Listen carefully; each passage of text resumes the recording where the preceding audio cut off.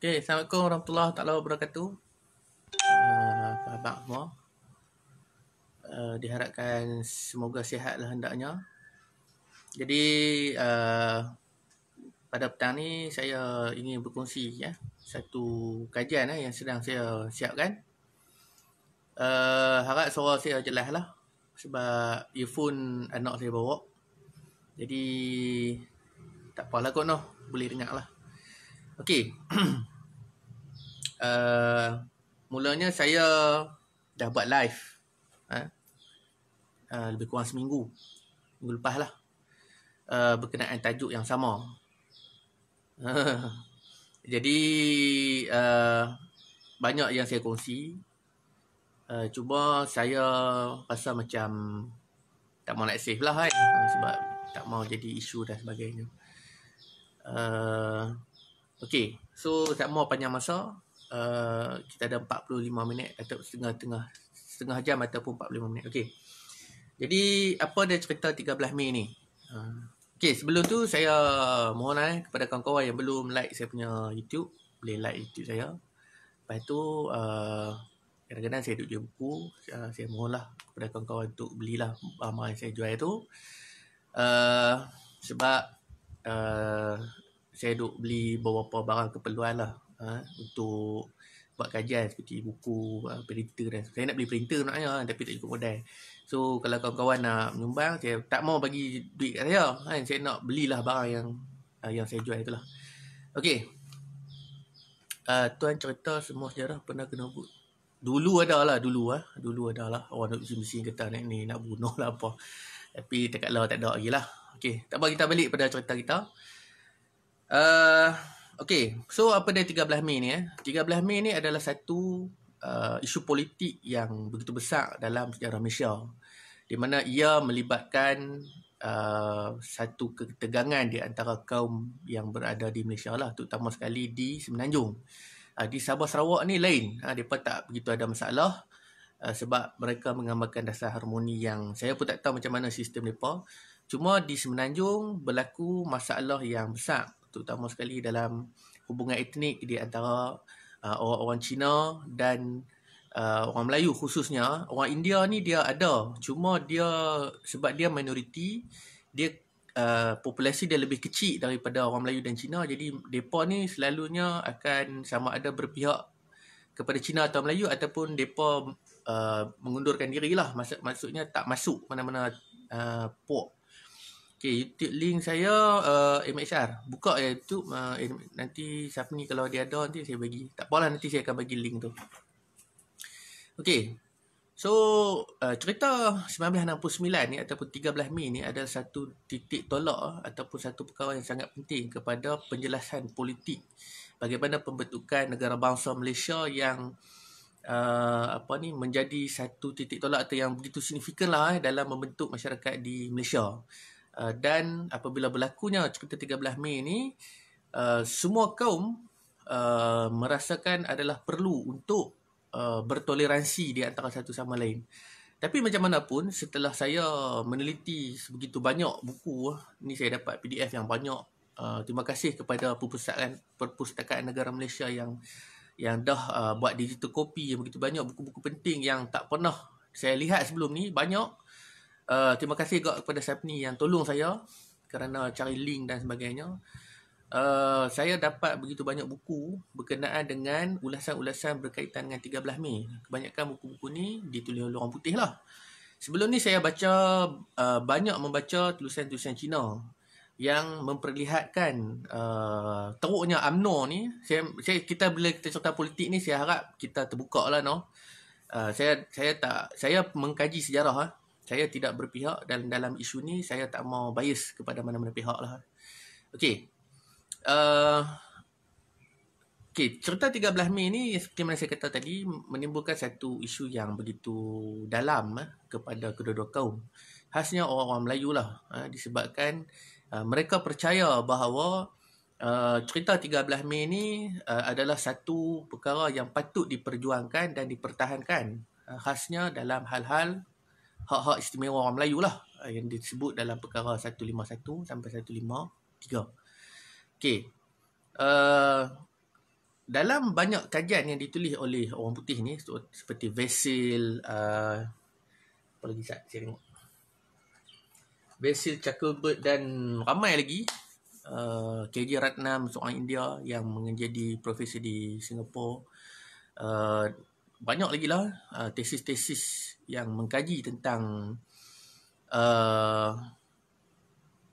cerita 13 Mei ni, menggambarkan bahawa pertembungan ini adalah berlaku disebabkan masalah bahasa Melayu dan pendidikan. Jadi tahun 68 itu adalah kemuncak kepada tuntutan bahasa, terutamanya kaum Cina yang menuntut supaya bahasa Mandarin dinaikkan ataupun disamatarafkan dengan bahasa Melayu dalam perlembagaan. Isu ni mendapat tentangan yang begitu kuat oleh orang-orang Melayu yang merasakan bahawa sepatutnya untuk membentuk sebuah negara bangsa yang baru, bahasa Melayu perlulah dijadikan sebagai satu medium yang menyatu padukan seluruh masyarakat di Malaysia. Tapi bukan sekat bahasa Mandarin, begitu juga dengan bahasa Inggeris lah. Jadi ada dua perjuangan yang dibuat oleh kaum Cina, iaitu bahasa Mandarin dan bahasa Inggeris. Walau macam mana pun, perjuangan untuk menyamatarafkan bahasa Mandarin ke dalam perlembagaan gagal, tidak berjaya sampai hari ini. Tetapi yang mereka percaya ialah bahasa Inggeris. Kalau ikut dalam CLC ataupun Commission License Committee yang dibentuk pada tahun 1952, ataupun Jawatankuasa Perhubungan Kaum telah menetapkan bahawa semua bahasa termasuklah bahasa Inggeris akan dihapuskan, tidak akan digunakan selepas 10 tahun daripada kemerdekaan. Maknanya pada tahun 1957 kita merdeka, tahun 1967 itu semua bahasa tidak boleh ataupun tidak dibenarkan digunakan di mana-mana peringkat di Malaysia. Tetapi malangnya Khair Johari dan Tunku Abdul Rahman, Khair Johari adalah timbalan dalam Menteri Pendidikan pada masa itu, menjadi pengerusi kepada Jawatankuasa Bertindak Bahasa Cina, dan beliau bersetuju dengan pandangan-pandangan yang dikemukakan oleh Persatuan Guru Cina dan Persatuan Sekolah-Sekolah Cina supaya bahasa sekurang-kurangnya bahasa Inggeris menjadi bahasa kedua di Malaysia. Khair Johari Jadi dalam masa yang sama, Khair Johari juga telah memutuskan bahawa Jawi tidak perlu lagi digunakan sebagai tulisan kepada urusan-urusan rasmi di Malaysia. Hal inilah yang menyebabkan timbul reaksi yang begitu marah kepada orang Melayu yang merasakan bahawa mereka sudah hampir kehilangan segala-galanya lah. Sudah kehilangan ekonomi, mereka juga kehilangan bahasa. Hal inilah yang menjadi satu perkara kemuncak lah yang digunakan, dan isu ini pula digunakan oleh PAS sebagai alat propaganda untuk bertanding ataupun berkempen dalam pilihan raya tahun 1969. Jadi keputusan dia ialah dalam PRU yang keempat ataupun kelima tu, saya pun tak kira betul-betul. Jadi PAS telah menang di Kelantan dan Terengganu dan berjaya mendapatkan kerusi yang banyak di Kedah. Perbezaan 4 kerusi di Kedah. Okey, jadi sebenarnya pada peringkat awal saya ingat PAS ni dia bergabung dengan DAP, PPP dan Gerakan. Tapi bukan. PAS ni dia satu yang lain, satu parti pembangkang yang lain yang tidak bersekutu lah dengan Parti Bukan Melayu. Tetapi PPP, DAP, Gerakan dan PPP telah bergabung membentuk satu pakatan pembangkang Bukan Melayu yang telah berjaya memenangi banyak kerusi dan geri lah. Sebagai contohnya, Selangor, Perak dan Pulau Pinang telah dimenangi oleh gabungan ni. Termasuk Melaka hampir-hampir menang, tapi akhirnya mereka kalah lah. Okay, jadi dalam situasi yang begitu memuncak ni, Selangor sebagai contohnya, kerusi yang dimenangi antara Perikatan dengan Pembangkang adalah sama banyak lah.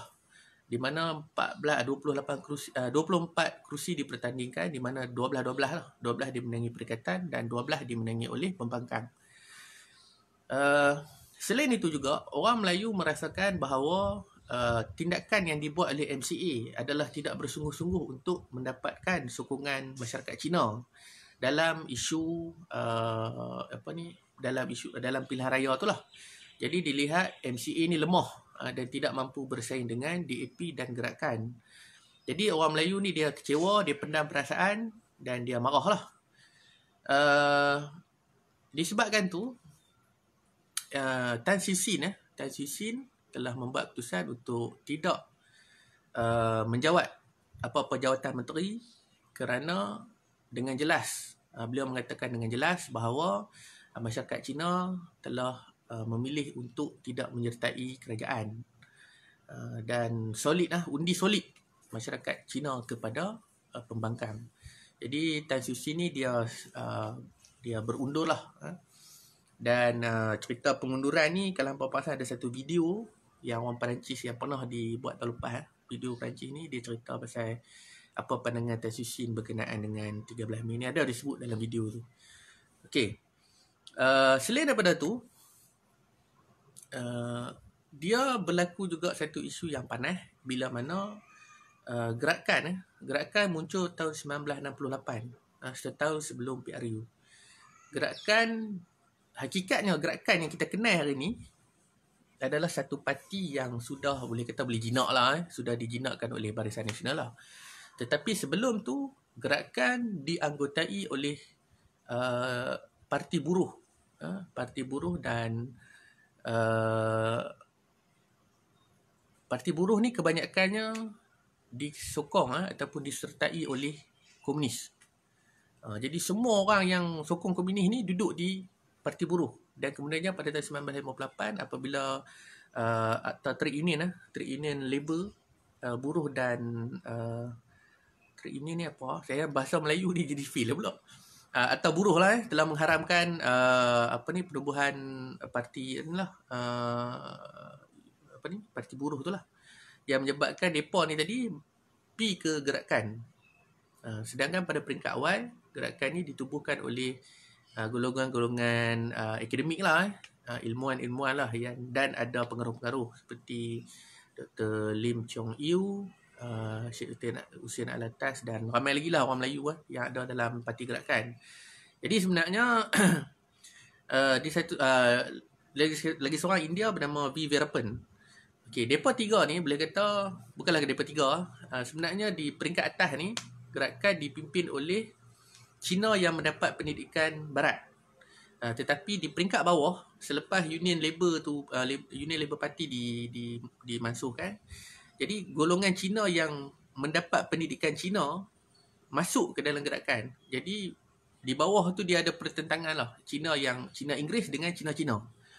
Disebabkan tu berlaku pertembungan di antara kedua-dua pihak dan akhirnya pada tahun 1964 Gerakan telah berjaya dikuasai oleh golongan pembangkang lah, golongan komunis lah, penyokong-penyokong komunis.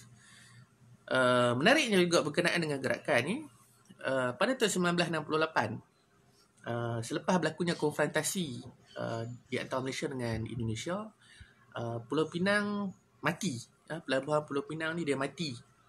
Jadi Lim Chong Yu telah mencadangkan supaya Jabatan Pulau Pinang dibuat lah.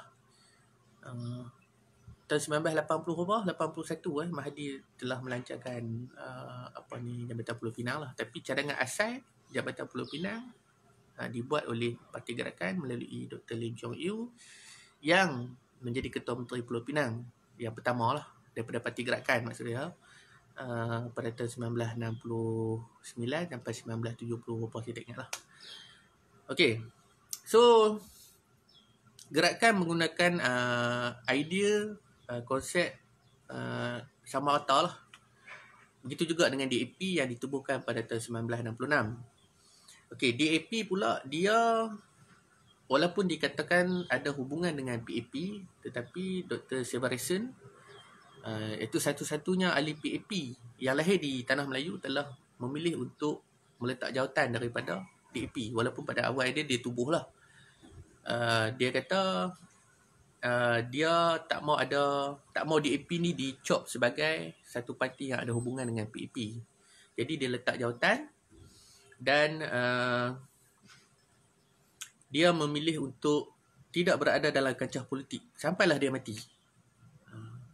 Tetapi menurut beberapa penulisan barat mengatakan bahawa orang putih lah mengatakan bahawa isu penubuhan DAP ini telah digunakan oleh UMNO untuk mengapi-ngapikan orang Melayu lah, menaikkan semangat orang Melayu dan sebagainya supaya tidak menyokong DAP. Disebabkan kesilapan, bukanlah kesilapan tapi disebabkan DAP dia juga menggunakan istilah Malaysian Malaysia.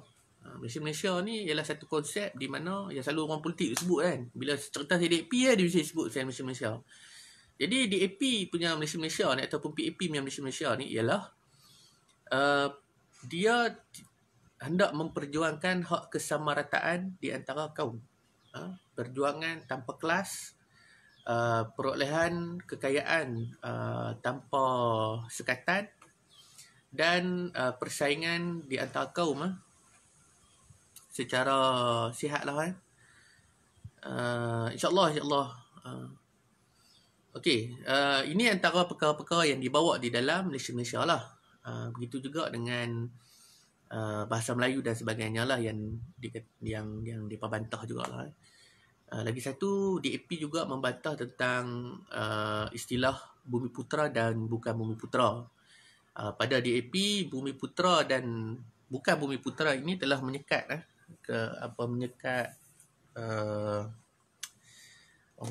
kebijaksanaan lah ataupun kelebihan-kelebihan tertentu yang ada pada kaum bukan Melayu lah. Contohnya mereka lebih cerdik daripada orang Melayu daripada segi ekonomi, dan daripada segi pengalaman juga dalam mentadbir negara. Cina yang banyak duduk dalam penjawat awam semasa tahun penubuhan Tanah Melayu, Federated Malay State apa semua tu, bila digabung Federated Malay State and Federated Malay States, yang tu pentadbiran dia banyak dipenuhi kelas bawahan. Kerani-kerani ni sebenarnya banyak Cina. Daripada tahun 1909 sampailah tahun 1941, Perang Dunia Pertama, Perang Dunia Kedua, 1942 lah. Jadi sepanjang tempoh 40 tahun tu sebenarnya Cina yang banyak menjadi kerani, jadi accountant, jadi polis dah lah. Polis memang orang putih lah. Tapi daripada segi pentadbiran awal, memang ditulis di dalam banyak buku mengatakan mereka sendiri kata mereka lah yang telah mentadbir Tanah Melayu, sedangkan orang Melayu tak tahu apa. Orang Melayu duduk di kampung dan mereka tak mau maju dan bergerak lah. Ini pandangan-pandangan yang disuarakan oleh orang Cina sebelum PRU 1969 dan sebelum Perang Dunia Kedua. Dan contohnya idea untuk menyerahkan Tanah Melayu kepada orang Melayu telah dibangkang lah oleh banyak peserta-peserta Cina yang mengatakan bahawa orang Melayu tak layak untuk memerintah Tanah Melayu sebab orang Melayu tak ada pengalaman, tak tahu apa, harap pada Sultan pun tak tahu apa, Sultan pun makan allowance, Sultan duduk saja. Jadi disebabkan inilah idea-idea republik itu timbul. Disebabkan mereka rasa hanya dengan republik saja orang Melayu akan lebih progresif dan bukan Melayu dapat bersaing dengan lebih sihat lah. Dalam situasi ni juga, bila kita lihat kepada isu 13 Mei, sebenarnya suara-suara kiri ataupun suara-suara yang membangkang hak-hak istimewa orang Melayu dan sebagainya timbul daripada golongan kelas imigran bawahan, kelas bawahan yang datang kemudiannya. Maknanya mereka ni bukan macam Tan Cheng Lock. Tan Cheng Lock ni tok nenek dia memang main lama dah. Tok nenek dia memang duduk sini dah berapa keturunan, dah kaya-raya. Begitu juga dengan kebanyakan komrad-komrad ataupun komrad-komrad Kuomintang yang banyaknya terdiri daripada orang kaya yang mendapat hasil. Tok nenek mereka mana kaya. Jadi mereka dah stabil. Jadi bangkangan ataupun suara-suara panas ni sebenarnya datang daripada golongan rakyat Cina ataupun masyarakat Cina kelas bawahan yang tak puas hati dengan situasi yang berlaku. Sebab mereka kata mereka mengharap kepada satu harapan baru lah. Maknanya mai tempat baru, nak jadi kaya, nak dan sebagainya. Tetapi malangnya mereka telah disekat dan suara mereka tu tak sampai kepada MCA lah. Sebab semasa perbincangan 1957 kemerdekaan dan sebelum-sebelumnya, terutama dalam CLC, tidak banyak yang dituntut oleh Cina kelas bawahan ni mereka dapat lah. Tapi saya rasa macam pelik ke lah, apa yang tak dapat kan. Sedangkan banyak benda yang mereka tuntut dalam CLC sebenarnya dah berjaya. Ada lebih kurang 6 yang mereka tuntut, 5 mereka dah dapat. Satu lagi mereka tak dapat iaitu bahasa Cina lah. Jadi apa lagi mereka tak dapat? Mereka tak perhati apa, tak tahulah.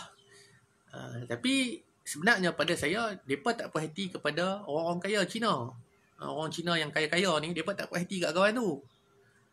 Yang jadi masalah kita nak kena share ekonomi, kita nak kena share macam-macam, kita nak kena kongsi macam-macam. Kita yang menjadi korban sebab mereka marah dekat Cina-Cina yang kaya. Ni perangai tak elok lah kan. Hang marah kat dia, marah je lah kat dia kan. Hang tak payahlah babit orang Melayu. Dan disebabkan ni lah juga MCA kalah teruk. 1969 MCA hanya menang 1 kerusi saja dalam semua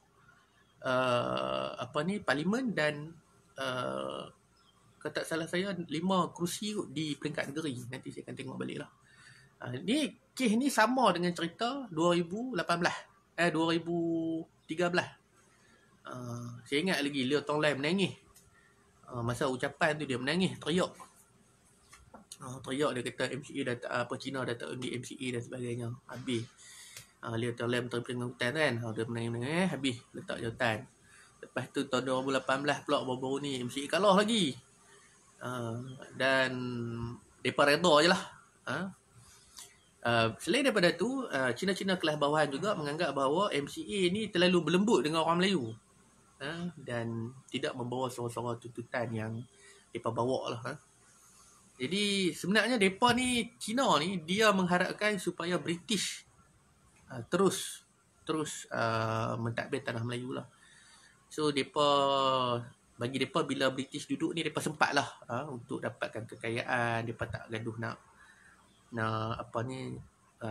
disekat lah. Hal-hal inilah yang menyebabkan MCA kalah dan memberi kelebihan kepada DAP dan gerakan. Okey. PPP pula adalah satu parti yang fokus di Perak. Di Perak. Dan mereka ni dikuasai oleh India lah. Tapi mereka tak berjaya di negara-negara lain. Sebab di Sungai Siput tu memang India lah. Sampai sekarang pun dah jadi Little India dah di Sungai Siput tu sendiri pun. Tetapi slogan-slogan yang dibawa oleh PPP lebih kurang macam DAP dan gerakan, menyebabkan mereka pun berjaya untuk memenangi beberapa kerusi di Perak. Jadi sebenarnya di Perak pembangkang, terutamanya kaum pembangkang dah menang di Perak. Sampai hari ni isu di Perak ni isu yang panas. Saya pun tak tahulah macam mana ahli politik Melayu ni dia nak fikir satu cara untuk stabilkan balik, untuk dapatkan balik negeri ni, negeri Perak ni balik kepada orang Melayu dengan cara yang teratur dan baiklah disebabkan sebab cerita Perak ni dia daripada tahun 64 lagi. Sebenarnya Perak ni dah memang duduk bawah Cina, tetapi diselamatkan oleh undang-undang tubuh saja. Kalau tak ada undang-undang tubuh ni, harus dah Perak ni pun. Disebabkan tu jugalah antara cadangan-cadangan Republik ialah menjatuhkan Sultan Melayu, supaya bila jatuhnya Sultan Melayu, bila kuasa-kuasa beraja ni tak ada, maka undang-undang tubuh itu sendiri akan terbatal. Maknanya bila kita tak ada sultan, kita tak ada agung. Jadi bila kita tak ada agung, perkara-perkara yang melindungi orang Melayu, hak-hak istimewa orang Melayu akan hilang dengan sendirinya. Disebabkan itulah masyarakat bukan Melayu menganggap adalah penting untuk menarik kepercayaan orang Melayu supaya raja-raja ni semua tak guna. Raja-raja Melayu ni duduk saja dan tak buat apa lah. Saya pun hampir nak percaya jugalah. Sebenarnya di peringkat atasan lah, sama ada peringkat akademik ataupun kumpulan pemikir Melayu sebenarnya, mereka dah nampak, saya sendiri pun dah nampak lah bahawa kelemahan institusi beraja ni sangat jelas dan ketara bila mana isu-isu berkenaan dengan masyarakat, ekonomi dan sebagainya kadang-kadang ada kaitan dengan istana dan mereka dilihat powerless, tidak berdaya untuk menangani apa-apa isu berkenaan dengan masyarakat di Malaysia lah. Sepatutnya kena ada satu gerakan untuk mengangkat semula kedudukan Sultan Melayu dalam, bukan saja dalam perlembagaan tetapi dalam masyarakat sendiri. Hari ni kita tengok orang Melayu sendiri dah mula rasa Sultan Melayu ni tak penting. Dan mereka rasa mereka ni dah ada pun tak apa, tak ada pun tak apalah, lebih kurang macam tu lah. Tapi mereka tak faham bahawa apabila tak adanya Sultan Melayu, hak-hak istimewa orang Melayu itu sendiri akan hilang dengan sendirinya. Ini isu-isu yang penting yang perlu dilihat oleh orang-orang yang sentiasa mengatakan bahawa kami sayang Sultan dan sebagainya lah. Sebab generasi kita, generasi yang boleh saya katakan sebagai generasi yang terakhir, yang masih lagi percaya bahawa Sultan-Sultan Melayu adalah Sultan-Sultan yang mampu melindungi dan mempertahankan orang Melayu. Tapi generasi muda, generasi adik-adik kita ni, mereka dah start tak percaya. Mereka dah start rasa duduk saja, tak buat apa tapi hang kaya. Sebenarnya inilah ideologi ataupun propaganda yang dibuat oleh orang bukan Melayu lah, dengan menggunakan pakai istilah liberal lah, maknanya kebebasan dalam berfikir dan sebagainya. Dan kalau kita tengok dalam situasi politik hari ni pun, Sultan Melayu macam tak ada power. Semuanya diserahkan kepada orang politik dan sebagainya. Benda ni sangat bahaya. Walaupun kita duk baca, kita ada askar Melayu dan sebagainya. Tetapi sedarlah tuan-tuan bahawa dalam semua revolusi di dunia ni, revolusi rakyat akhirnya menang. Hamailah tentera ke apa ke, hamailah bom ke apa ke, rakyat juga akan menang. Sebab apa? Yang pertama, akan ada campur tangan daripada kuasa asing, tangan-tangan great yang akan support bagi senjata dan sebagainya lah. Jadi hamailah tentera macam mana pun mustahil lah. Dia sebenarnya apa nak kena buat ialah melawan dengan cara ideologi lah, menerapkan kepentingan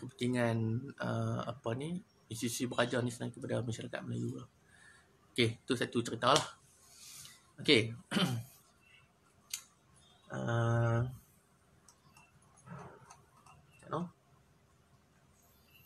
Okey, selain daripada tu, orang Melayu juga tak puas hati dengan isu kampung baru. Ini satu topik yang sangat panjang, dalam dan sebagainya lah. Kalau apa baca buku-buku yang ditulis oleh orang Cina berkenaan dengan kampung baru, mereka kata mereka ni telah dipenjarakan lah dalam satu kawasan concentration camp, detention camp. Ini biasa ditulis oleh orang Cina. Tetapi dalam duk sedih-sedih tu, British dah bagi segala-galanya kat orang-orang Cina. Bagi air paip, bagi air elektrik, bagi rumah siap buat lagi, siap ada taman permainan lagi.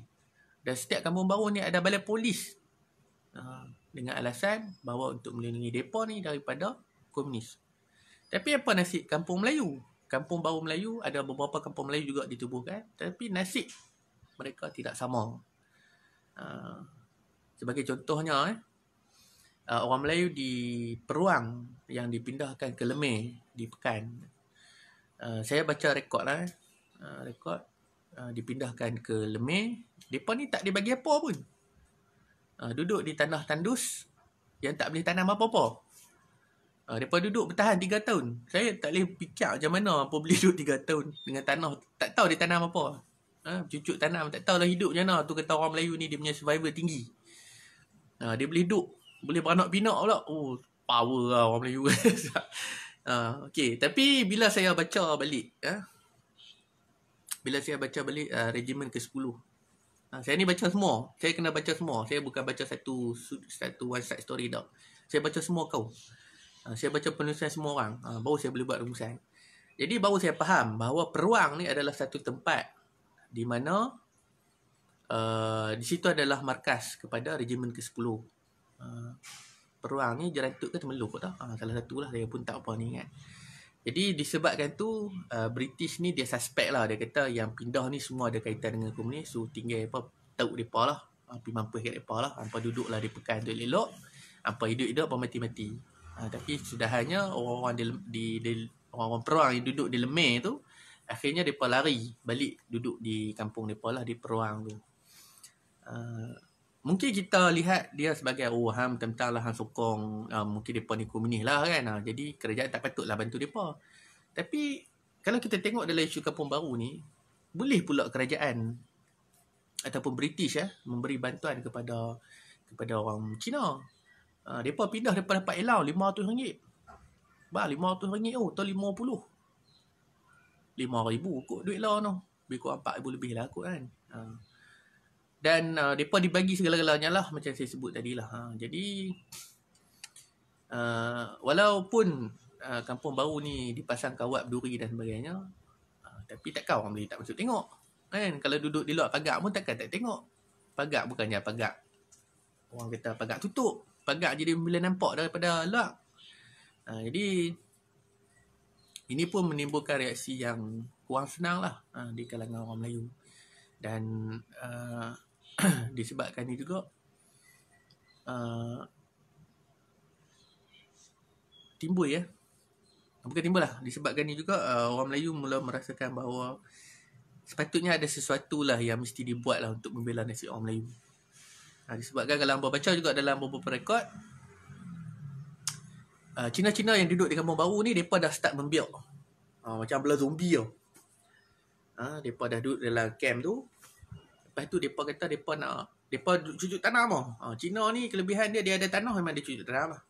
Dia tanam sayur, dia buat macam-macam. Dia belah babi, belah ayam, belah itik apa semua. Kemudian dia minta, dia kata kat British, kami duduk dalam camp ni, kami nak jana pendapatan. Jadi apa patut kami buat? Kami nak meniaga, kami nak duit. Jadi British pun buatlah pasar pagi. Tu asal cerita dia, pasar tani, pasar pagi, tu semua cerita dari kampung baru sebenarnya. Bukan kata tiba-tiba ada pasar, tak. Dia kat Malaysia ni, saya minta maaf cakap kat Malaysia ni, apa yang Cina buat, itulah yang orang Melayu ikut. Tak ada apa benda yang orang Melayu buat Cina ikut, tak. Cina buat, Melayu ikut. Tapi bila Melayu buat, Cina tak ikut. So balik cerita yang market tadi tu, mereka pun buat pasar pagi lah, pasar pagi, pasar tani dan sebagainya. Akhirnya mereka meniaga. Mereka pun dah start keluar lah, pergi dekat kampung-kampung yang ada di sekeliling mereka tu, kampung baru. Duduk kampung-kampung, ada kampung Melayu di keliling mereka tu. Dan bila ada kampung Melayu, mesti ada tanah. Jadi mereka pun start lah, start pergi jumpa orang Melayu. Mereka kata ni, aku nak beli tanah hang apa semua kan. Tak apa, mereka buka kedai runcit. Mama saya pernah duduk kampung baru, bapak saya polis. Memang ada kedai runcit. Kedai runcit pula bagi hutang. Ni cerita-cerita ni lah yang menyebabkan orang Melayu terimpit, kena murung, kena kencing, jadi bodoh, memperbodohkan diri sendiri dan sebagainya, yang menyebabkan orang Melayu hilang tanah. Jadi sebabkan itulah British menguatkuasakan undang-undang tanah. Itulah bahawa ada kanun tanah negara dan sebagainya, yang kemudiannya ditambah baiklah saban tahun dengan tujuan untuk melindungi orang Melayu daripada menjual tanah.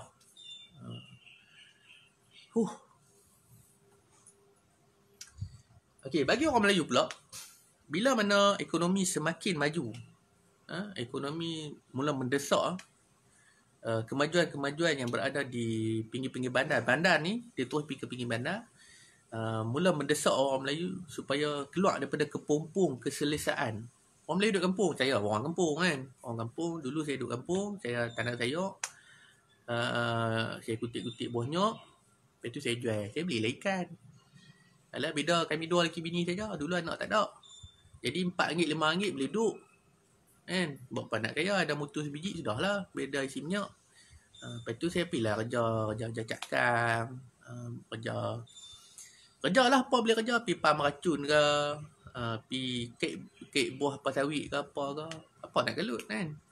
Sebab kita hidup dalam zon kita, orang Melayu. Dan kita tengok di sekeliling kita ni, semua orang macam kita je. Sama-sama level lah. Pun tak kaya mana. Kawan ni duduk depan rumah. Pun macam aku lah. Jadi sebab itulah. Orang Melayu merasa tak penting pun untuk kaya. Sebab situasi hidup kita dikelilingi dalam masyarakat yang tak kaya. Jadi bila desakan ekonomi tu mula mai ke orang Melayu mula merasa terimpit. Orang Melayu rasa, kita nak buat apa ni kan? Kita nak kena menggelabah ke? Tak. Melawak.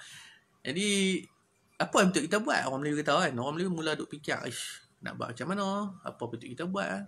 Kerajaan masa tu pun tak bagi bantuan apa-apa. British pun dia tak macam peduli kat orang Melayu. Jadi, mulalah timbul desakan-desakan untuk menguasai ekonomi daripada orang Melayu. Orang Melayu pun bercakap lah tentang ekonomi dan sebagainya. Jadi, sekitar tahun 49, 50 macam tu, wakil-wakil UMNO ni tubuh tahun 46 lah, seperti mana kita maklum. Mereka dah mula bercakap tentang kepentingan ekonomi. Bila mana mereka dah tengok bandar-bandar yang diduduki oleh Cina ni, ada juga Melayu mula maju, mula ke depan. Mula mai bah jalan raya, naik kereta api. Tapi memang ada lah, cuma ditambah baik lah. Sistem perhubungan yang begitu baik sudah mula maju di kawasan bandar. Tapi orang Melayu duduk kampung tak tahu apa lagi. Sampai tahun 60 macam mak saya orang Perak. Duduk kampung Palu, Leleng Kiri. Mak saya cerita tahun 70 tak ada elektrik ni. Macam orang Kuala duduk cerita di Kuala Kedah. Tahun 90 baru ada elektrik. Gila babi. Minta maaf saya terlejak. Tahun 90 baru ada elektrik. Ni kampung-kampung yang saya tahu lah. Kampung-kampung yang lain yang saya tak tahu macam mana. Jadi orang Melayu bising. Jadi bila bising, orang Melayu pun melalui UMNO lah.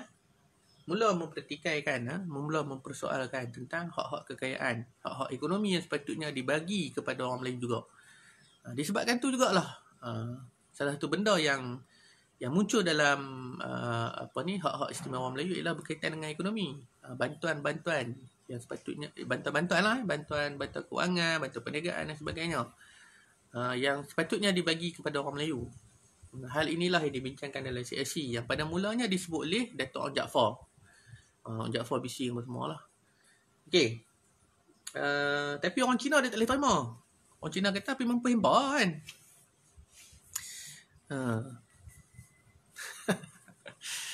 Jadi orang Cina dia kata mampu pergi kat hempa lah kan. Siapa suruh hempa tak mau bersaing. Selama hari ni pun bila orang putih mai ke, kalau hangpa baca Rupert Emerson dalam buku tajuk dia Malaysia, Rupert Emerson kata bila orang putih mai ke tanah Melayu, orang putih kata ni Cina ke? Ni negara Cina ke tanah Melayu? Sebab mereka pergi bandar. Dekorasi bandar tu menampakkan pembudayaan Cina. Jadi dia kata mana pergi orang Melayu ni, orang putih traveller lah yang mai ke tanah Melayu tahun 1930-an menurut Rupert Emerson. Jadi Rupert Emerson kata kalau hangpa nak tengok Melayu, hangpa pergi kampung lah. Jadi orang putih pun pergilah tengok kampung. Macam ni rupanya orang Melayu ni kan. Barulah mereka tahu masalah-masalah yang berlaku di antara Melayu dengan Cina. Dan British juga faham bahawa Cina ni dia tak boleh bagi muka. Tapi silap kita orang Melayu pula, bodoh piang pergi bagi muka. Saya minta maaf, saya tak boleh panas. Jadi Cina ni, British dia dah menghadapi tanah besar Cina. Mereka perang Lorca Aero, perang Candu dan sebagainya. Mereka dah faham dah Cina ni macam mana. Mereka kata Cina ni, malah dalam buku saya ada sebut Tanah Baru Naga Selatan yang pertama. Yang saya buat ni nombor 2. Saya buat sambungan. Yang pertama saya ada sebut beberapa kod ataupun kata-kata. Saya bagi contohnya Napoleon. Napoleon pernah kata, di timur ada satu naga yang sedang tidur. Jangan bangkitkan ia, kerana apabila dia terjaga, dia akan menguasai dunia. Jadi Cina ni dia akan bangun. Lalu ni Cina dah bangun. Naga yang dikatakan oleh Napoleon Bonaparte pada tahun 1830 tu, 100 tahun kemudian dah bangun. Dah menguasai ekonomi. Jadi British bukan macam kita. Kita jenis tak apa, hampa main lah, tak ada masalah, main lah, tak ada masalah, main. Kita lagu tu, orang putih tak. Orang putih dia kaji. Orang putih ni dia akan, sebab tu dia dalam pengajian di peringkat universiti ada antropologi dan sosiologi. Jadi bidang sosiologi dan antropologi ni kita depa kaji tau. Kita akan kaji masyarakat, kita akan kaji politik, budaya dan sebagainya. Jadi Cina, orang putih ni dia dah faham. Cina ni kalau hampa bagi peluang, hampa londehkan sekali habis. Sebab tu British, walaupun dia nampak macam dia ada hubungan dengan Cina, tetapi depa sangat berhati-hati dengan Cina. Sebab depa tahu Cina ni dia panggil lain. Dia panggil pelik. Tapi orang Melayu ni dia tak sedar. Sebab dia telah didodoi dengan kisah-kisah mistik dan legenda, kisah-kisah mitos. Lepas tu sistem kita pada masa tu yang menyekat kita daripada menerima ilmu-ilmu yang semacam inilah. Jadi sistem, sebagai contohnya, sistem feudal telah menyekatlah orang Melayu daripada untuk mengetahui bahawa di luar daripada Malaysia ni ada lagi masalah-masalah besar yang sepatutnya diketahui oleh orang Melayu. Sebagai contohnya pernah dicontohkan oleh Syekh Al-Hadi dan geng-geng kaum muda yang mencontohkan tentang masalah-masalah yang berlaku di Mesir, yang berlaku di China, yang berlaku di Perancis. Mereka dah balik main, mereka cerita. Hampa boleh baca penulisan-penulisan mereka dalam majalah Guru dan sebagainya. Mereka dah cerita dah masalah-masalah ni. Tetapi sebilangan kecil saja orang Melayu pada ketika itu faham bahawa kepentingan politik adalah sangat penting dan mustahak kepada orang Melayu. Seperti mana yang ditulis oleh Abdul Aziz Maktun dalam buku dia Politik Al-Imam, yang mengatakan bahawa politik orang Melayu bermula pada tahun 1930 dan lewat 30 tahun berbanding Cina. Sedangkan tahun 1900 gerakan politik sudah mula berlaku di China dan 1911 jatuhnya Maharaja Cina. Jadi orang Melayu ketinggalan 30 tahun. Orang Melayu tak faham pun politik. Orang Melayu tahu hang kena cara ni lah. AA lah. Tak boleh nak bangkang, tak boleh nak apa. Jadi benda-benda ni lah yang menyebabkan British dan Cina ambil peluang kata orang Melayu. Dia panjang total 13 Mei ni. Saya baru siap 40 muka surat. Saya target 250 muka surat lah. So saya akan cuba kongsikan apa saja dapatan saya dapat. Dan saya akan cuba rungkaikan contoh 13 Mei ni daripada perspektif yang lain. Kalau hampa baca buku Tunku Abdul Rahman, dalam 2-3 buku dia, dia mengatakan bahawa contoh 13 Mei ni dia banyak salahkan komunis. Dan dia banyak menyalahkan PAS. Kerana tidak mahu bersekutu dengan UMNO. Malah PAS semasa pimpinan Datuk Asri telah menuduh, telah membuat pelbagai tumahan kepada UMNO. Tetapi bila saya baca artikel Vesil The Malaysian Electoral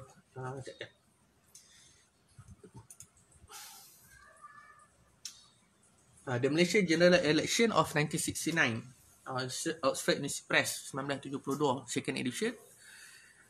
Vesil ni saya tak tahu siapa. 4 hari saya baca, baru habis 50 muka surat. Okay. So, Vesil ni, dia punya sempoi dia ialah, dia ambil semua kereta akhbar selama 2 tahun dan dia buat satu cerita sejarah melalui sumber surat khabar saja. Power. Tak boleh fikir macam mana dia boleh buat kerja macam tu. Ni sajalah nak sebut pada halalan sebut pasal surat khabar ni. Sebenarnya kepada kawan-kawan wartawan yang mungkin menonton lah, apa tulislah betul-betul. Sebab benda tu nanti orang akan baca. Okay, so balik pada Vesil tadi ni. Vesil telah menyebut selain pada surat khabar, dia adalah minit-minit meeting, dia pergi temu ramah dan sebagainya. Itu kelebihan Vesil lah. So dia kata think tank UMNO sememangnya merancang untuk menuduh PAS, buat satu plot untuk menuduh PAS bergabung dengan PKM. Saya buku tak siap air. Selamat. Ni kita cerita cara umum je. Okey. Sebab itu bila hampa baca buku, apa-apa buku yang set Melayu, kalau dia citation dia adalah Tunku Abdul Rahman, memang dia akan cerita pas salah.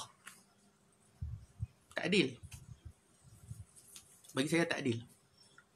Tak tahulah mereka bukan orang sejarah. Tapi saya orang sejarah, saya berpegang prinsip tidak berpihak kepada mana-mana. Ni kalau dalam saya cerita sejarah lah. Kalau saya cerita hidup kehidupan seharian, saya akan berpihak lah. Tapi saya memegang kepada prinsip profesionalisme saya. Macam lawyer. Saya tidak berpihak kepada mana-mana.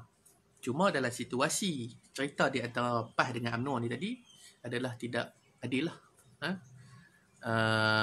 Bila mana buku-buku yang ditulis banyak menyalahkan PAS. Sebenarnya PAS ni dia tak tahu apa pun. Memanglah tahun 68 berlaku beberapa kejadian di Kelantan di mana berkata ada beberapa puluh lah askar kita terbunuh di Kelantan akibat serangan PKM. Dan dikatakan bahawa Tunku Abdul Rahman tuduh. Tunku Abdul Rahman kata kat Datuk Asri, dia kata hang ni lindung komunis sebab komunis ni hanya bergiat di Kelantan. Dia tak bergiat di negeri lain. Ada juga di Perak dan sebagainya. Tetapi disebabkan Perak masa tu duduk di bawah BN, jadi isu tu disengatkan. Ni semua cerita-cerita propaganda politik lah. Waalaikumsalam. Apa ni? Adam. Okay. So di Kelantan, dia buat isu lah. Isu katanya PAS ni baik dengan komunis. Perkara yang kedua ialah UMNO mengatakan bahawa negeri Kelantan tak maju. Duduk di bawah pentadbiran PAS, Kelantan tak maju. Naknya cerita propaganda Kelantan tak maju ni bukan hari ni. 60 tahun dah bang cerita ni. 60 tahun dah propaganda mengatakan Kelantan tak maju. Tak lah ni hampa pergi Kelantan tak? Hampa duduk pergi Kelantan, hampa tengok negeri ni maju tak maju? Saya orang Kedah. Saya pergi Kelantan. Saya tengok Kelantan dengan Kedah lebih kurang je. Kalau nak kata mereka tak maju, kita pun ada kawasan tak maju. Kalau kata Jeli tu, kawasan hutan Benat, kita ada Sik dan Baling. Kalau hampa pergi di Kota Baru, maju je pun. Mungkinlah mereka tak ada mall. Tapi saya pergi 2 tahun lepas. Saya tengok dah banyak dah. Rumah-rumah kedai, shop lot, punya banyak. Tapi tak ada orang. Kemajuan ni diistilahkan daripada segi apa? Tapi dalam masa yang sama, dikatakan bahawa PAS telah menyerahkan 700,000 balok. 70,000 ekor tanah balok kepada Cina-Cina yang main untuk tebang balok. Hal ini juga disebut oleh Datuk Harun Idris dalam buku dia. Rasuah apa tak, saya tak ingat lah. Ada sebut Datuk Harun Idris pun ada sebut juga pasal ni. Kemudian UMNO juga menuduh bahawa PAS menerima duit daripada DAP disebabkan pada tahun 1969 PAS telah bertanding semua kerusi. Dan ada duit kursi parlimen ni semua lepas masuk. Jadi semua orang terkejut. Tahun 64 PAS ni masuk 30 kerusi lah. Tiba-tiba dia boleh masuk semua. Ada 118 kerusi parlimen. 118 107 kerusi. Sebelum ni PAS masuk 30, tiba-tiba masa tu dia masuk semua. Jadi daripada mana PAS dapat duit? Benda ni pun jadi isu yang panas. Datuk Asri pula balas. Datuk Asri kata semasa dia landuk kalut-kalut ni juga Filipina menuntut Sabah. Tapi Datuk Asri kata tak seperti Indonesia, Filipina dia tak buat apa, dia cuma bisi mulut. Tun Razak ni saja je buat kecoh, buat riuh, buat teruk. Indonesia dia main hantar dengan askar semua. Tapi Filipina dia tak buat apa, dia cuma bisi saja. Dia kata dia nak balik Sabah. Tak ada apa-apa tindakan drastik yang dia buat. Jadi bagi Asri, Datuk Asri kata ni semua bohong. Ni semua propaganda untuk menakut-nakutkan orang Melayu. Kononnya kita akan kehilangan Sabah. Okey. Kemudian Datuk Asri juga dia balas hari, dia kata Tunku ni Anglophile dan Sinophile. Sinophile ni maknanya berat belah Cina. Anglophile dan Sinophile lah. Jadi semua benda Tunku nak buat mesti ikut cara acuan orang putih. Semua nak maju ikut cara barat. Sedangkan kita ni negara Islam. Kita ni orang Melayu beragama Islam. Sepatutnya kita kena mengangkat dasar-dasar nilai-nilai Islam ke dalam negara kita sendiri. Datuk Asri kata kalau kita tak berjuang untuk Islam, siapa lagi nak buat? Kak ni yang geng-geng tu merah mata, geng UMNO merah mata. Marah, tak boleh nak lawan. Bila berhujah bab agama ni, siapa pun tak boleh bantah. Takkan nak kata apa hang nak terima dari agama, takkanlah geng UMNO nak kata tu. UMNO pun Islam juga. Jadi Datuk Asri balas pula pasal isu duit tu. BDR apa balik kerja dah. Tapi memang BDR lah. BDR kedua. Okay, jadi sama balik. Kacau lah bang. Okay, jadi Datuk Asri balas lagi. Dia kata kami orang PAS tak terima pun duit. Apa bukti kata kami terima duit daripada DAP? Jadi tahun 1969 berlakulah sumpah sumpah tu lah, sumpah laknat di antara Asri dengan Tunku Abdul Rahman di Masjid Negara.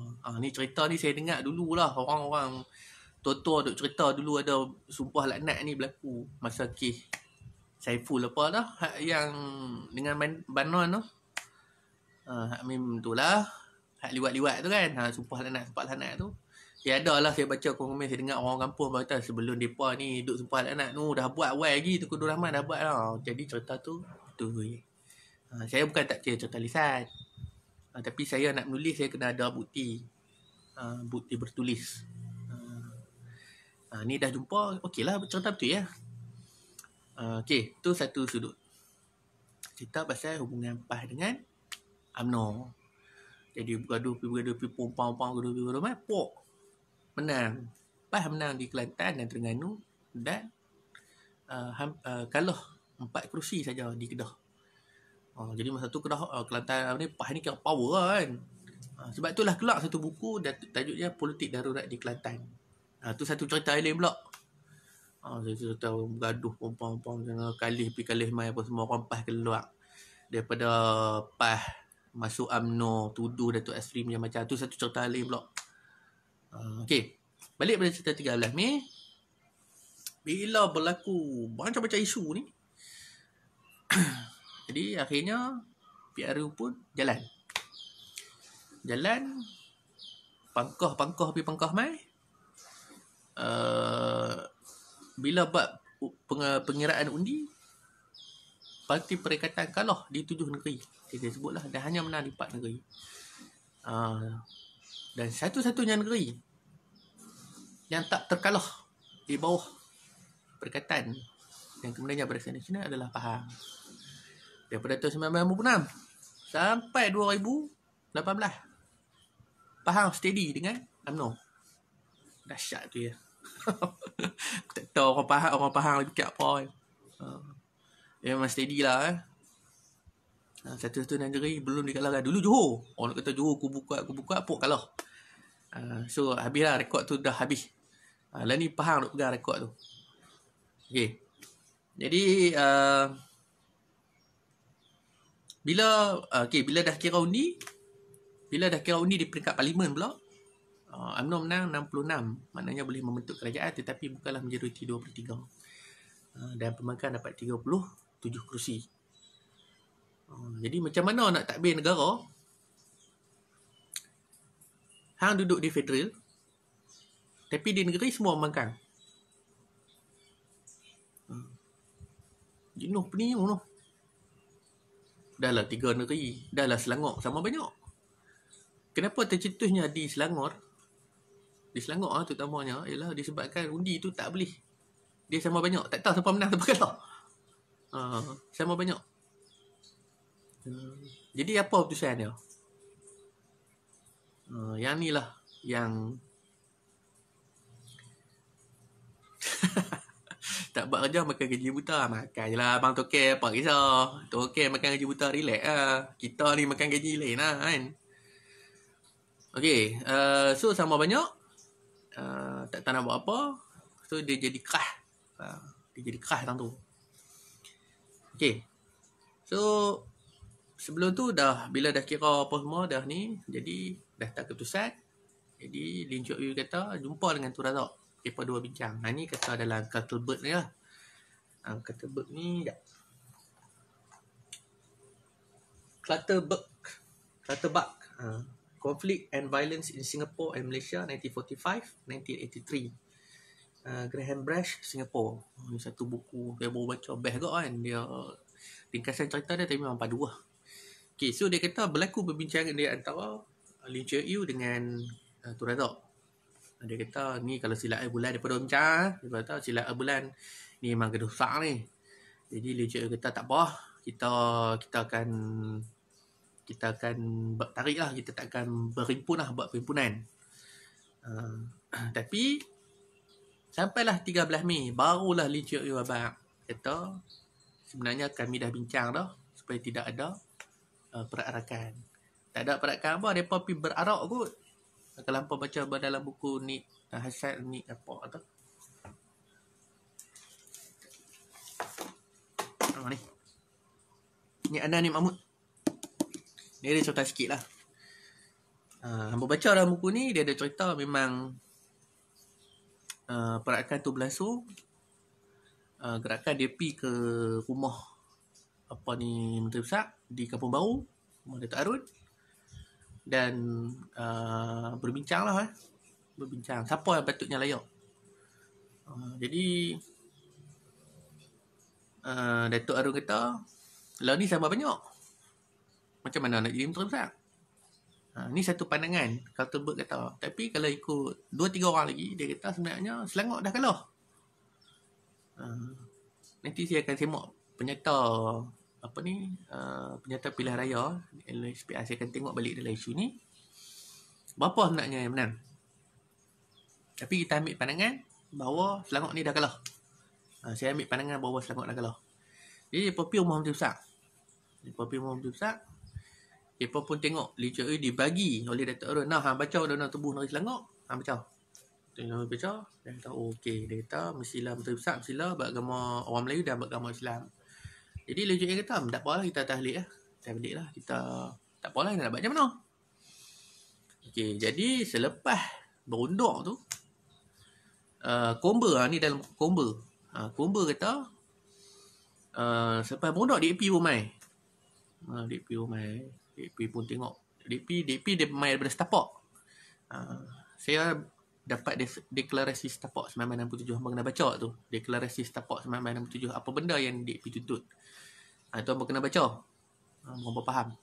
Okay, jadi DAP ni dia mai daripada Setapak. Dia main jalan masa duk berarak ni lah. Ni dalam 2-3 buku lah saya baca. Saya tak malas nak petik buku yang Abdul Rahman Ibrahim tu, yang 13 Mei yang Dewan Bahasa terbit tu. Sebab cerita dia tak syok hang nak cerita, hang janganlah marah kan. Hang tulis dalam penulisan hang tu macam nak marah kan. Tak payah marah, relax sudah. Kaji sejarah ni bukan boleh marah. Relax kan, bagi masyarakat fikir apa tindakan mereka nak buat. Ni hang sendiri macam tak tahu, ni pandangan saya lah kan. Bagi saya dia macam nak bagi orang panas kan. Saya tak suka tu. Saya mungkin cara saya bercakap ni macam marah dan sebagainya, tapi dalam menulis saya tak boleh macam tu. Okey, tak apa, sampai tu. So bila sampai dekat semasa dalam perjalanan nak pergi ke Kampung Baru tu lah, dia pun kan ada cerita naik lori apa semua. Cina nak menerik pergi balik lah orang Melayu kan. Ni bukan negara hampa, ni negara kami. Kami yang takbir tanah Melayu ni kan. Selama puluh-puluh tahun kan. Hampa dulu semua duduk kampung, pergi balik kampung lah kan. Hampa semua duduk dengan orang asli lah. Apa semua lah. Jadi masa tu orang Melayu semua relax. Sampailah geng-geng Cina ni pergi kacau perempuan Melayu. Pergi maki lah apa semua, pergi mencarut kat perempuan Melayu. Lepas tu dia apa orang panggil pegang ni, orang panggil apa? Alah, ingat pula bahasa tu. Jadi pergi pegang, hak tu yang start. Lepas tu dia cerita di panggung wayang Odin. Kalau tak salah Odin ni dekat Jalan Cokik tu lah. Odin tu lah. Jadi adalah cerita-cerita dalam laporan Magaran pun ada sebut. Dia kata bila dalam laporan tu ada orang mati di penguayang, dalam penguayang pun ada yang mati dan sebagainya. Khabar.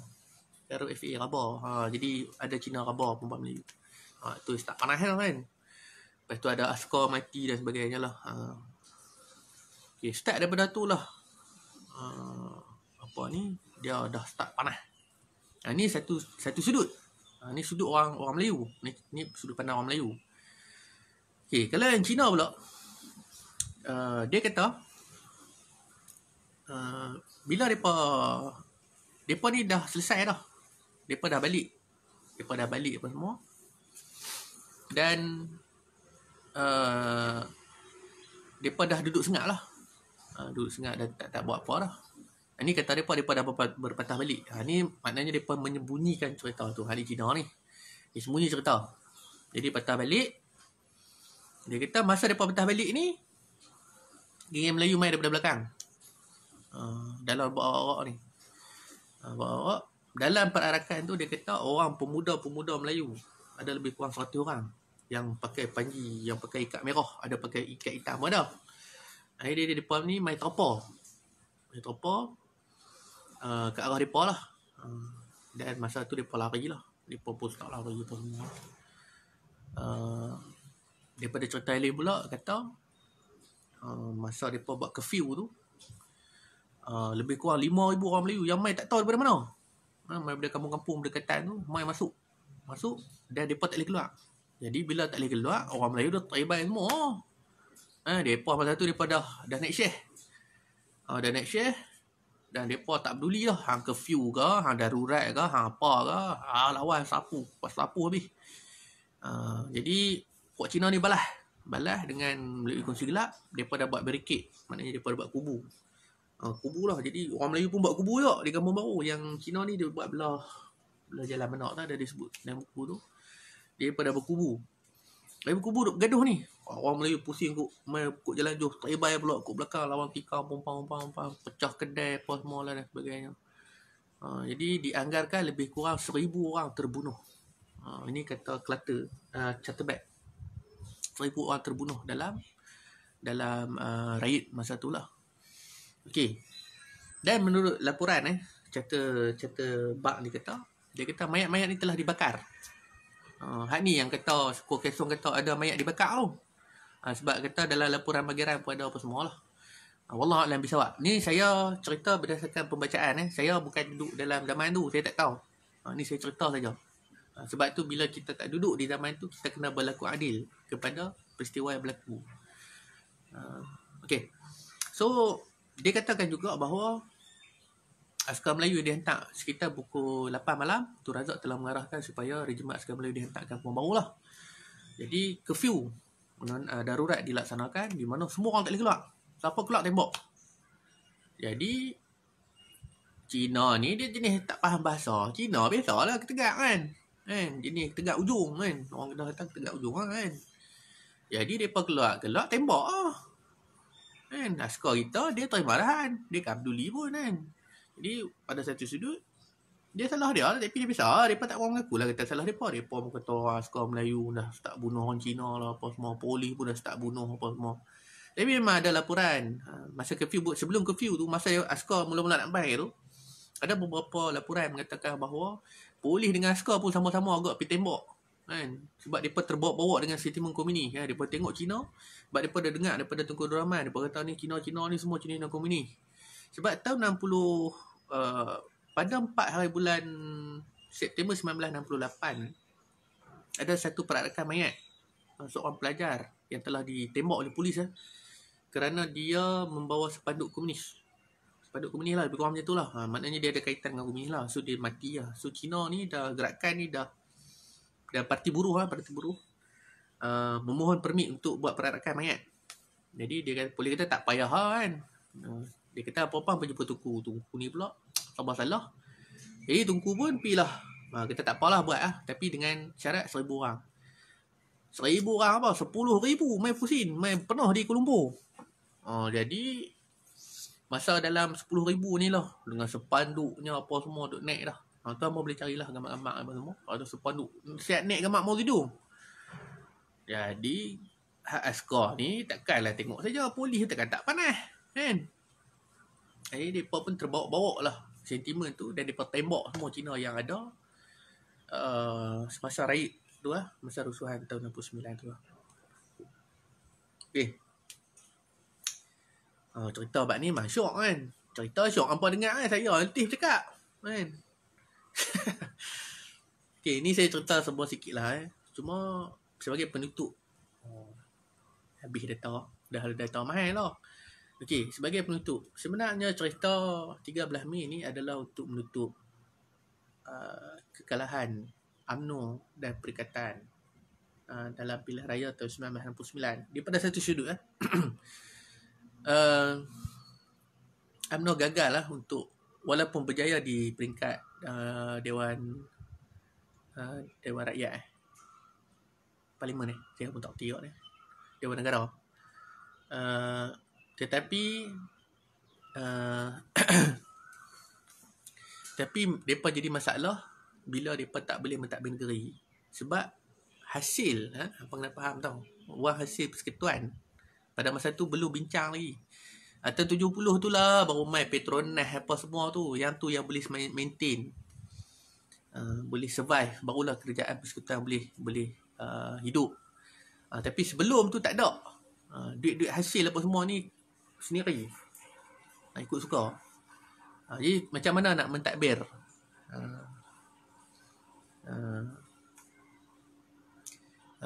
mentadbir negara tanpa kewangan yang cukup lah. Jadi nak tak nak buatlah. Dan daripada satu cerita yang ni juga mengatakan bahawa ini adalah rancangan Tun Razak untuk menjatuhkan Tunku Abdul Rahman. Cuma kalau tanya saya pun macam, kalau tanya saya lah kan, saya dah banyak baca pasal Tunku Abdul Rahman, pentadbiran tahun 50-an ni, dan saya pun banyak buat research pasal komunis dan sebagainya. Cuma penulisan-penulisan tu tidaklah siap lagi. Sebab tu dalam tempoh selang masa tu saya duk cerita pasal Perang Kedah Siam dan sebagainya kan, duk angkat Panji apa semua. Sebab benda-benda ni penting, sejarah ni penting, bukan sekat satu dua perkara, tapi semua perkara penting. Jadi apa yang boleh saya buat, saya buat lah. Cuma saya banyak kaji pasal Cina lah sebenarnya. Okay. So bila saya banyak baca pasal Tunku Abdul Rahman, UMNO dan sebagainya, pasal peringkat awal, memang saya sendiri pun, kalau saya duduk tempat Tunku Razak pun, saya sendiri akan berjatuhkan Tunku Abdul Rahman. Hang gila apa kan, semua benda hang bagi kat Cina kan, semua benda hang setuju dengan Cina. Cina minta apa pun bagi kan, agak-agak kan. Memanglah kalau hangpa baca dalam buku Habit pun, MCA telah bagi duit kepada UMNO sebanyak RM6 juta untuk kempen-kempen pilihan raya tahun 1955 kan. Lepas tu 1959 pun bagi duit lagi. Maknanya Tengku ni dapat banyak duit daripada Cina kan, semata-mata untuk kekal dalam menjadi Perdana Menteri Malaysia lah. Dan bagi saya pada tahun 1969 UMNO terkejut bila dia kalah dengan PAS. Sebenarnya bila dia buat tuduhan-tuduhan kepada PAS, dialah kita politik kan, kita mesti nak dominan. So dia sanggup buat apa sajalah untuk menjatuhkan mana-mana lawan dia. So politik adalah satu benda yang kotak lah. Dan benda ni lah yang selalulah orang sejarah dengan orang politik ni, dia macam api dengan ayam, dia tak boleh duduk sekali. Sebab orang sejarah menceritakan kebenaran, orang politik mencerita segala 1001 pembohongan asalkan dia berjaya. Yang tak dapat untungnya kita lah. Dan sebagai penutup, sebagai penutup, dalam buku Wesil menyebut bahawa orang Melayu duduk di bawah UMNO sebenarnya tak dapat apa. Ni kata orang putih tahun 1972. Dia kata orang Melayu walaupun ada ditubuhkan dasar ekonomi baru dan sebagainya, tetapi orang Melayu secara keseluruhannya tidaklah mendapat manfaat seperti mana yang mereka kendaki. Cuma mereka telah berjaya dijinakkan asalkan perkara-perkara yang melibatkan hak-hak istimewa orang Melayu, agama Islam dan sebagainya tidak diganggu-gugat. Itu saja. Jadi orang putih, semua orang di seluruh dunia ni sebenarnya dah boleh baca lah. Orang Melayu ni hampa jangan kacau 3 perkara. Bahasa Melayu, agama Islam, bahasa Melayu, hak-hak istimewa orang Melayu, Sultan Melayu dan sebagainya lah. 3 perkara ni hampa jangan sentuh. Hampa jangan sentuh tu. Kalau hampa mainlah siapa pun memerintah, asalkan 3 perkara ni jangan disentuh, hampa duduklah. Dan tak mustahil kita ni, kita boleh duduk relax kalau orang putih main mentadbir kita lagi sekali, ataupun mana-mana bangsa yang akan mentadbir orang Melayu selagi mana mereka tidak mengganggu tiga perkara ni. Dan sebenarnya zaman orang putih mai dulu pun mereka dah kaji dah. Mereka dah tahu dah. Mereka tahu orang Melayu ni hampa pegang kepala, hak lih mau ikut. Tu dia sampai tahu tu bang. Jadi adakah kita ni bangsa yang bodoh ataupun satu bangsa yang senang diperkotak-katikkan? Itu terserah kepada tuan-tuan semua yang menonton video saya selama pendatang ni lah. Lebih kurang sejam setengah saya cakap tu. Saya ni dah 2 minggu saya duduk baca, jadi saya stres. Saya kena lepas. Baru saya boleh tulis balik. Betul dia jadi berat. Jadi itu saja daripada saya. Terima kasih kerana menonton dan setia selama 1 jam lebih ni. InsyaAllah saya akan siapkan buku ni. InsyaAllah juga mungkin tahun ni jugalah. Maknanya ada 2-3 buku saya tengah duk buat. Tapi dia main dengan mood lah. Ada mood baru saya tulis, tak ada mood saya pun tengok mood lah.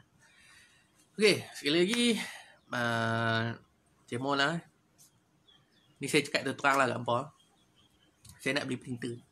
Printer saya rosak. Harga dia 300 saya nak beli printer. Saya nak print PDF-PDF yang saya dapat ni. Sebenarnya tak puas hati juga.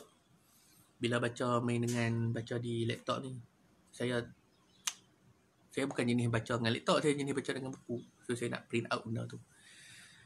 Jadi hampa scroll sikit dekat bawah tu, ada buku lah saya jual. Salah satu dia buku, ada satu buku tajuk dia storage, cold storage lah, machine cold storage lah. Buku tu pasal Singapura, buku orang putih tu. Tulisan macam mana Singapura keluar daripada Malaysia.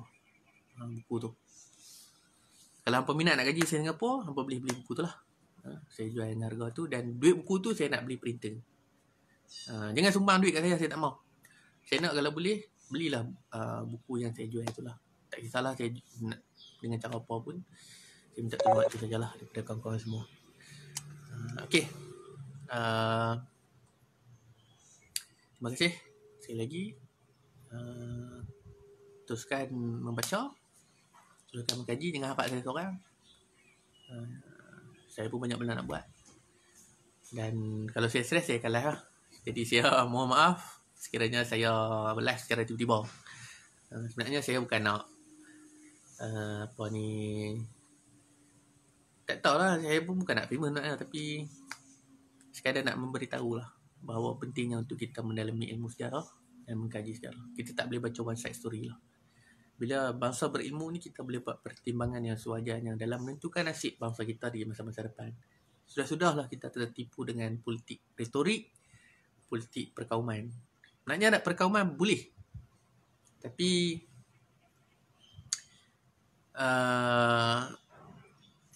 biarlah kita tengok satu-satu isu tu dengan adil dan saksama lah. Tadi ada orang nak masuk ke apa? Request be in your... Okey lah. So, itu saja daripada saya.